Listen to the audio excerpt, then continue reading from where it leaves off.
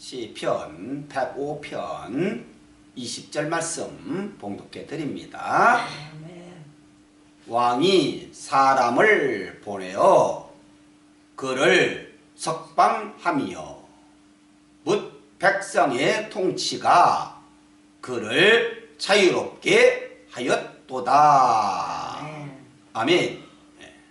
요셉이 형들의 시기와 질투를 받아서 애굽으로 팔려갔지 않습니까? 애굽으로 팔려가서 보디발의 집에 노예가 되었습니다. 형들의 시기와 질투를 사서 팔려갔으니까 억울한 일 아닙니까? 팔려가서 노예 생활을 하게 되니까 얼마나 따분한 일입니까? 그런데 가서 노예 생활을 하는 것도 억울한데 그 보디발의 아내로부터 모함을 받아서 감옥살이 하는 신세가 되었다. 보디발의 아내가 요셉의 옷을 그대로 붙잡고 탈하려고 했으니까 옷은 벗겨지고 몸만 빠져나간 거예요. 그러니까 보디발의 아내가 그 옷을 증거물로 잡아서 요셉이 나를 겁탈하려고 하다가 도망갔다. 그래서 이 증거물로 이 옷이 내 손에 있다. 그 확실하지 않습니까? 그래서 억울한 2명을 뒤집어 쓰고 감옥을 간 거예요. 그 감옥은 어떤 감옥이라고 했습니까? 높은 사람들만 함께 있는 그런 감옥이요. 높은 사람들이 죄를 짓고 잘못하면 거기다 가두는 감옥인데, 그래도 요셉은 노예이면서 그 감방에 갔어요. 그렇게 된 것은 보디발의 높은 지위에 있는 사람이기 때문에 보디발의 집의 노예다. 그래서 그 높은 사람들이 가 있는 그 감옥으로 가게 됐다. 요셉은 꿈의 사람 아닙니까? 꿈을 잘 꾸는 사람이고 그 꿈의 해석을 잘하는 사람이거든요. 왕이 꿈을 꾸게 되는데 그 왕의 꿈을 해몽해 줄 사람이 없어요. 이 요셉이 그 왕의 꿈을 해몽하면 할 수 있겠구나.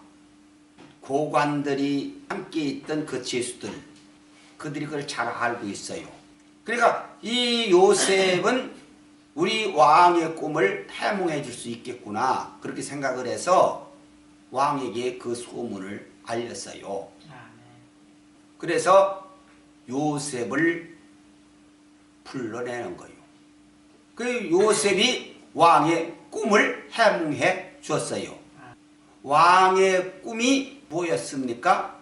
왕의 꿈이 처음에 아주 털실한 아주 기름진 짐승이 7마리가 나타났고, 다음에 비리비리하고 아주 보기 별로 좋지 않은 그런 짐승이 나타났는데, 그 7마리 틀실은 짐승이 그 비리비리한 짐승을 잡아먹어버렸다. 그러니까 그걸 누가 해몽해 줄 사람이 없어요. 그 꿈이 어떤 꿈인지를. 그런데 요셉이 그 꿈을 해몽을 했지요. 뭐라고 그랬습니까? 틀실한 7마리 짐승은 대풍년이다. 7년 풍년이다. 그리고 나중에 나타난 비리비리한 7마리 짐승은 7년 동안 대흉년이다. 7년 대풍년 들고 그 다음에부터는 7년 동안 대흉년이 든다. 그러면 이 땅에는 기근이 찾아온다. 이 기근을 지혜롭게 잘 극복하지 아니하면 큰일 난다. 이것을 알려줬어요. 꿈을 해몽해서. 그러니까 바로가 이 요셉이면 되겠구나. 요셉을 총리 대신의 자리에 앉혔어요. 갑자기 하루아침에 죄수가 총리 대신 된 거거든요. 총리 되신 거라면 우리나라로 말하면 국무총리요. 대통령 바로 밑에. 그러니까 얼마나 높은 지위를 얻게 됐느냐 그 말이요. 그래서 요셉이 7년 대풍년 들 때에 곳곳에 곡간을 다 지어요. 먹는 대로만 먹고 나머지는 전부 이 창고에다가 다 비축을 하자. 전부 비축을 해요. 그리고 그 다음 7년, 6년 때에도 까딱없지요. 비축해놓은 양식들이 창고에 가득가득하니까. 근데 그 금방 나라들이 전부 다 흉년이 들었는데 살 길이 없지요. 어떻게 살겠습니까? 근데 애굽에는 양식이 풍부해요. 그 흉년이 그렇게 7년 계속됐어도 그 소문이 금방 나라에 다 퍼졌지 않겠습니까? 그 야곱의 식구도 지금 기근 상태에 허기져서 죽을 지경에 처해 있는데 그 소식을 들으니까 귀가 번쩍 뛸 것 아닙니까? 그래서 형제들을 애굽으로 내려보내요. 돈을 가져가서, 돈만 있으면 어떻게 사요? 돈 먹고 삽니까? 돈을 가져가서 양식을 구해와라. 그래서 애굽으로 내려가는 거예요. 그래서 가서 자기 동생을 만나는 거죠. 총리가 바로 자기 동생인 줄을 어떻게 알겠습니까? 알 수가 없죠. 세월이 많이 흘렀고. 그러나 요셉은 알아봤다. 형들이 양식 구하러 왔고. 그래, 그로 인해서 자기 아버지가 야곱 아닙니까? 야곱의 식구들 70인을 애굽으로 불러들여요. 그래서 애굽으로 내려가는 거예요. 그러니 하나님의 섭리, 하나님의 계획이 얼마나 철저한가 하는 것을 알 수 있지 않습니까? 7년 대 6년 때에 사랑하는 백성들, 이스라엘 백성들을 살리시기 위해서 세우신 하나님의 계획이었다. 이거 생각하면 정말 놀라지 아니할 수가 없다. 그런데 위대한 인물이 누구냐? 요셉입니다. 요셉. 요셉은 억울하게 팔렸고 노예가 됐고 또 보디발의 아내의 누명을 뒤집어 쓰고 감옥살이 하는 신세가 되었고 그래도는 불평 한마디 않고 원망 한마디 않고 형들이 왜 나를 팔았어? 불평 안 했어요. 원망 안 했어요. 보디발의 아내의 그 누명을 뒤집어 쓰고 감옥살이를 하지만 보디발의 아내를 원망하거나 불평하지 않았어요. 얼마나 힘들었겠습니까? 그걸 참으려니 끝까지 인내했어요. 그래서 결국은 총리 대신의 자리까지 오르게 되었다. 여기에서 무슨 의미를 우리에게 주고 있느냐? 하나님의 거룩하신 뜻이 세워졌고 그 계획이 이루어지기까지 그는 인내했다. 19절에 그랬잖아요. 여호와의 말씀이 응할 때까지라. 그 고통의 삶이 연속, 발은 착고에 채워지고 몸은 쇠사슬에 묶여져 있고 그 감방살이 하나님의 말씀, 하나님의 계획이 이루어지는 그 순간까지 그렇게 살았다. 그 억울한 누명을 뒤집어 쓰고 살았다. 그런데도 불평 한마디 안 했다. 원망 한마디 안 했다. 참고 견뎠다. 이건 문관이 하나님의 뜻이 이루어지기를 바라는, 원하는 그런 마음이 그에게 있었다. 그게 뭡니까? 희생정신이지요. 그러니까 하나님의 거룩하신 뜻은요, 자기 희생하고자 하는 정신이 없으면 그 뜻이 이루어질 수 없다. 그럼 여기서 저는 깨닫는 게 문관이 기독교인의 정신이 바로 그 정신이다. 희생정신. 남을 위하는 정신. 불평, 불만, 원망하지 않는 정신.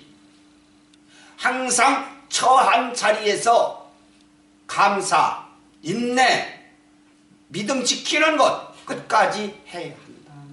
그러면 그런 삶을 통해서 하나님의 거룩하신 뜻은 이루어질 수 있다. 자기를 희생하고자 하는 그 정신이 있을 때 위대한 일이 이루어질 수 있다.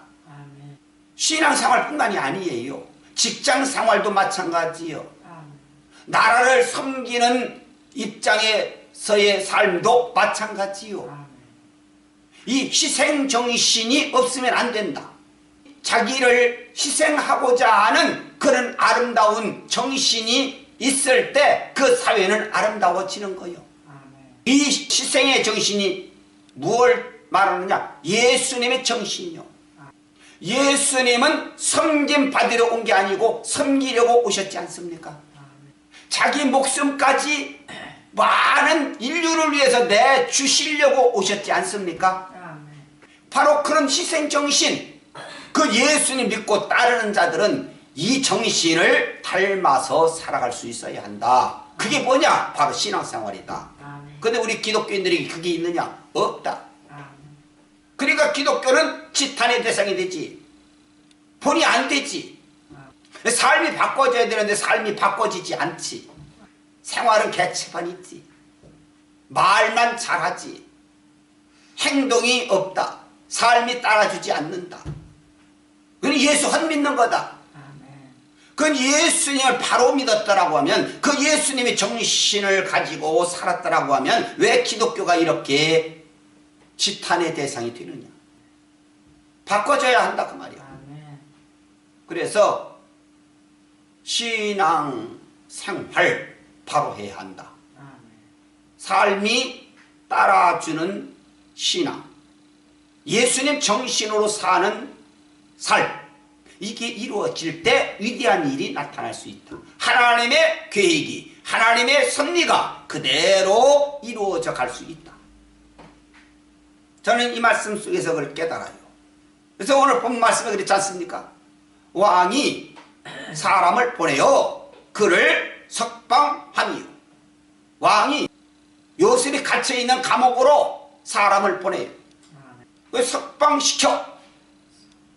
그 백성의 통치자가 그를 자유롭게 했다. 자유의 몸이 튕겨. 자유의 몸이.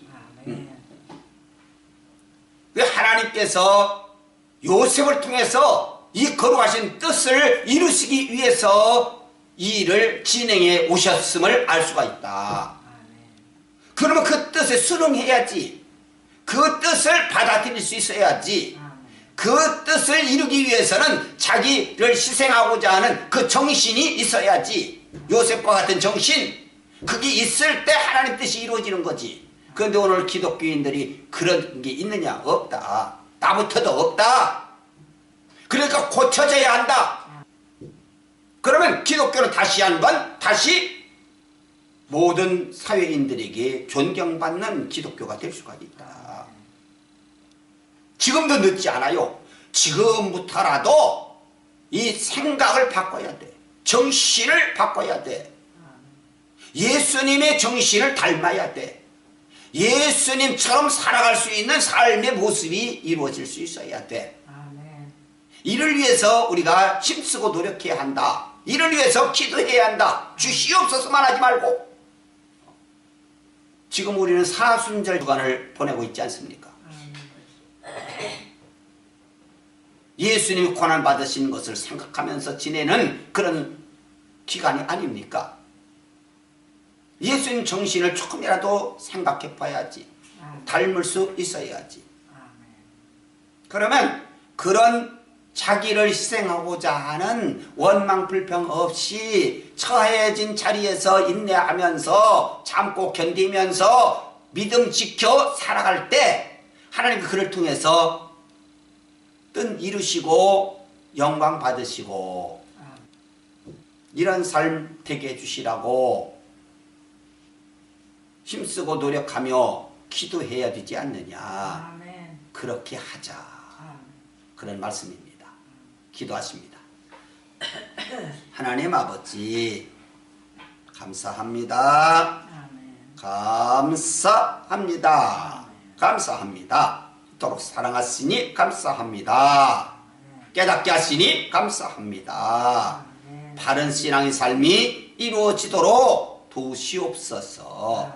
생각이 바꿔지게 하시고 마음이 바꿔지게 하시고 정신이 바꿔지게 하시고 바른 삶을 사는 귀한 생애 되게 하여 주옵소서. 세상 욕심만 가지고 또 세상 명예 이익만 챙기고 물질만 취하려고 하는 그런 생각은 버리게 하시고 진정 이 사회에 내 삶에 아름다움이 이루어지기를 위해서 진정한 축복이 삶이 이루어지기를 위해서 최선의 삶을 사는 저희들의 생애 되게 하옵소서. 성령님께서 도우시옵소서. 제 삶을 온전히 주장하시옵소서. 바른 삶이 이루어지도록 역사하시옵소서. 제 삶을 통해서 주님의 뜻을 이루시고 영광 받으시옵소서. 감사합니다. 오늘도 하루의 삶 주님께 맡기옵고 예수님 이름으로 기도합니다. 아멘.